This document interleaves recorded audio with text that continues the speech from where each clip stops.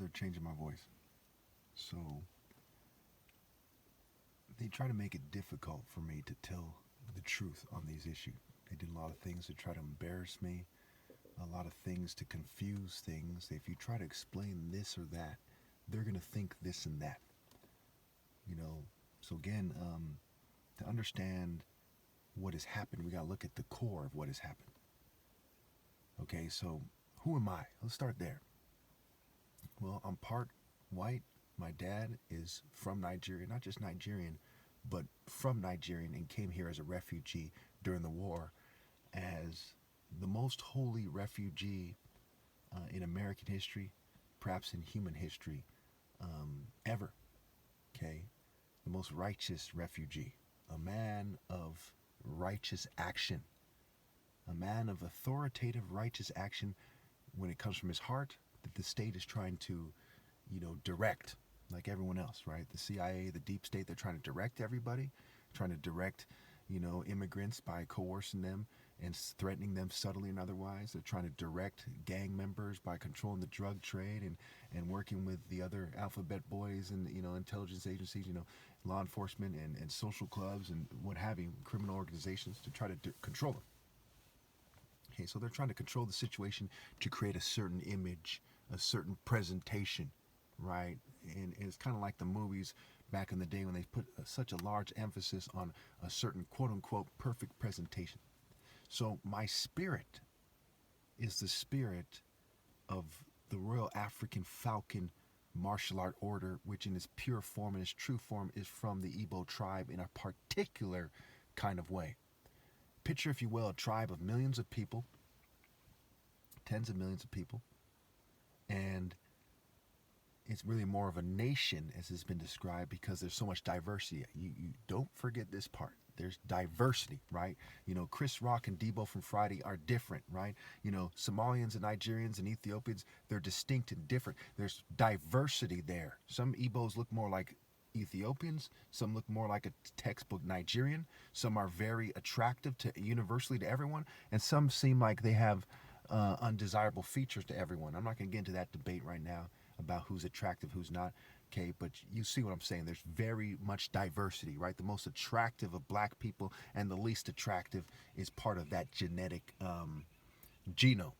However, that's when it comes to men. It's interesting how God did this, where I think that at first glance, at least, Ethiopians and maybe Eritrean women, but probably more Ethiopian, are the most attractive of black women, right? And the most attractive of black men, because you got to consider what it takes to be a man, is a very obscure group historically that basically won't exist after I'm gone, that was of Nigerian descent.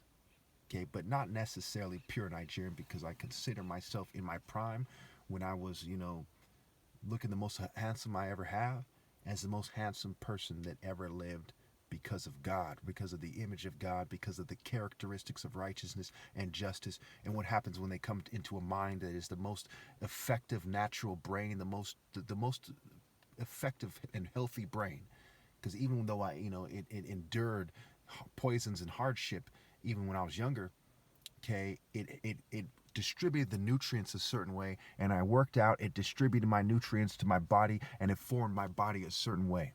Even with the government interference, it was the most healthy and natural mind, and this powerful, powerful mind. It never really achieved its natural greatness, but it achieved greatness, went beyond everything else, and still gave the message of God that humanity is a petty nation that interferes with that process for white and Jewish and LGBT supremacy and token minority nonsense at their extreme disgrace. Extreme. The potent of disgrace is interfering with God's process at the highest level when it comes to coming into contact with mankind, which is the Royal African Falcon martial art order.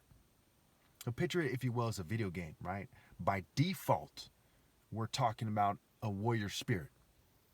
Okay, let's help you understand, strange enough. Those of you who played Street Fighter 2, Mortal Kombat, if you haven't played it, I suggest you play it or look at the videos on YouTube and try to get some kind of understanding. It's very cheesy, it's very corny. Picture, if you will, a video game that is not cheesy, that is not corny, that's just depicting people historically as they were. So you see Genghis Khan depicted, you see, some samurai, you so on and so forth. Okay, you see Shaka Zulu, you see, Guile, some kind of American special force. So the bell that rings the loudest, and obviously so, is the Royal African Falcon. Not Shaka Zulu, not Egypt per se, but specifically this Igbo, this very attractive, faster than the other guys, more passionate, more heart. The true love resonated from him. This Igbo type of martial art king of kings, the most desirable. You're not going to say, oh, George Bush or Prince Harry, or these guys are just mediocre, average guys who just happen to be healthy. That's how they come off. That's who they are. Okay, except for they have a long line of crooks in their DNA. I mean, nowhere near the glory. You see what I'm saying? In fact, no glory. So as you look at the different characters of the game, which is being compared to reality, remember, mind you, characteristics and character. You see what I'm saying? So what do you get? You get the Nigerian guy will make, he eats the South African guy for lunch, so to speak, right? The South Africans did not pronounce themselves as anything close to the most athletic group on the planet. Certainly the Zulus, there was certainly something to say about it. Very, as it's described by history, taken at face value, very respectable kind of special forces like group. But they weren't the bell that rings the loudest. Everyone in Africa knows, and on some level, everyone in the world knows, the Nigerians, specific types historically, before the most Nigerians, the most sabotaged people in the world when you combine in Nigeria and abroad. Okay? The specific types of Nigerians were the bell that rings the loudest. Now, obviously, it takes a dumbass to say, well, it's because they're big and strong. No. Okay? Once you have sharp weapons, once you've sharpened a stick and you strike surgically, if I can outmaneuver you and stab you in the neck effectively, right through your fucking throat, right through your carotid artery, you're done. You see what I'm saying? It's like a wild boar getting outmaneuvered by a strong warrior who stabs him effectively in the eye or something. You're done. You see what I'm saying? That's all she wrote. If I can kill you that quickly, how the fuck are you going to picture that big brute as the ideal? No way. But being related to these guys doesn't hurt. So some people in my family are very strong people. That's why I have the thick bones of a Nigerian, but it doesn't come out in the body structure. You see just the ideal body structure. Okay? Coordination, intensity, agility, ability, nobility, heart, discipline, timing, focus, righteousness, justice. You see, these characteristics go far beyond. It's like the sun compared to a little flashlight. It goes far beyond the other characters. Genghis Khan would get pinned to a tree with a spear. Debo from Friday, his throat ripped right open with a sharp dagger or knife. You see what I'm saying? They don't have a fucking chance. The samurai outpowered, outmaneuvered, outsmarted. Done. We can go group by group, but I don't want to, piss everyone off unnecessarily. Okay, but I'm sure you can fill in the blanks there. When you picture it as a video game, you can fill in the blanks. It's like taking on, Mario with Ryu from Street Fighter 2. But the gap is even greater than that, okay? It's not the same life form. And nor should people start crying like a bitch because it's not their group. No, I wanted my race to be of the ideal warrior. Wah. Some bitch-ass fucking shit. If you really think it through, you know without any doubt that that's a bitch-ass stance to take. Let God's decision reign. Be a man and give God his credit. Give his son his credit and say God made him the ideal man. Not Urkel, not Guile, not Harry Potter, not your false heroes in the news, first responders, guys. Fucking retarded. And people have made a complete ass of themselves by not giving credit where it's due. It's just stupid. They've embarrassed themselves far more than insisting that the turtle is the fastest animal there ever was. Just a complete disgrace. And for people who are black, just because you're black doesn't mean it's okay. Well, I'm a token minority. What if people see me? That doesn't work either. It doesn't work with the Zulus, doesn't work with African Americans. Okay, it has to be this. So we look at the clash of the spirit. The American spirit is propaganda bullshit. Who among you would deny that? Bullshit. It's just George Bush, Democratic bullshit, Republican, Libertarian bullshit across the board. Be all you can be. Bullshit. Not a single American in history has ever believed that if you join the army, that's how you be all you can be. Just straight up, unapologetic bullshit, in your face, disgrace, disgrace, disgrace. To the point where the American flag is a symbol of disgrace. Because how could it not be? It's strongly associated with the propaganda bullshit. People die for that bullshit. It's a disgrace, disgrace, disgrace. There's people who say, well, I uphold the Constitution, but he can't say that. Disgrace. Hypocrisy. Mere hypocrites disgracing themselves. So now, let's tone it down a little bit. I'm probably going to run out of time soon. Let me just wrap this up and say what I was really wanted to say, which is me hanging out. I wasn't never in a criminal organization as such. Never, not a moment in my life. I had a group of friends in boarding school. We made some kind of group. I had a group of friends here in Northern California.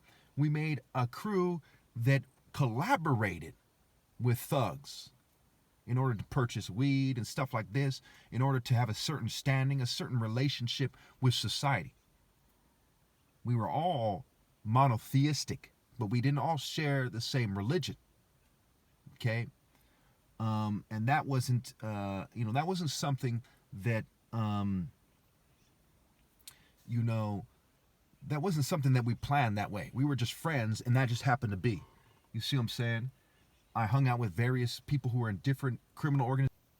Okay, so it cut out. Again, I was saying that I was in a group of people. We labeled ourselves a certain label. It would kind of give away where I lived to use that label. There's certain letters that came together a certain way, and for whatever reason, it also seems to make its own wordplay. I think that the government probably hacked brains or something at that point, because the way it comes together is very, very strange. It has to do with a lot of occult ideas in a way that seems like it's not a coincidence, but maybe it's a coincidence. I don't know. Well, we gave it a name, and we decided that at some point that we would try to take on the Crip identity, okay, that I already had taken on for myself from hanging out with thugs and kind of defining myself that way, especially in high school when I'm like 16 years old or something. I defined myself. I was a kind of wannabe when I was younger, and then when I became 16 years old, I started hanging out with these guys, and I was looking for that identity, okay, because I was something that I sought after when I was younger. I really wanted to be accepted as a Crip so I could make my romantic pitch, okay. So I wasn't looking, I didn't want to be ghetto. Okay, make this clear. Write this down if you ever have questions about me and my relationship with gang members growing up. Okay, I never, ever, ever for a moment wanted to be ghetto.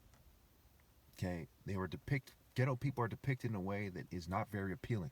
I wanted to be romantic, adventure, and I wanted, and that's what I was, I was a person who sought after adventure. I wanted my martial art characteristics to be, presented, because ever since I was a little kid, I was wrestling with people and all kinds of stuff. I showed a certain physical prowess that I wanted to be embraced by attractive women.